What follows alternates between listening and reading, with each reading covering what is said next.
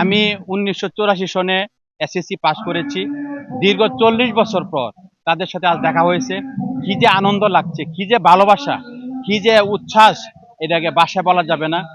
পর আমার সকল পুরাতন বন্ধুদের সাথে দেখা হয়েছে, সিনিয়র জুনিয়র অনেকের সাথে দেখা হয়ে খুব ভালো লাগতেছে স্কুলে আসার পর।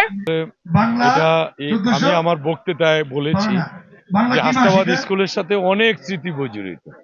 আজকে যেখানে আমি বসা আছি এখানে ছিল স্কুলের টিনের ঘর। আমরা বালতি দিয়ে পানি দিতাম আর ক্লাস করতাম। তারপরে 40 বছর হইল আমি স্কুল থেকে বের হয়ে গেছি এসএসসি পাস করে 1984 সনে। তো আজকে স্বাধীনতার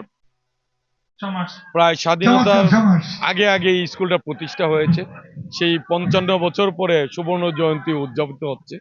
নিঃসন্দেহে একটা ভালো ইমেজের মধ্যে আছে, আবেগ কাজ করতেছে।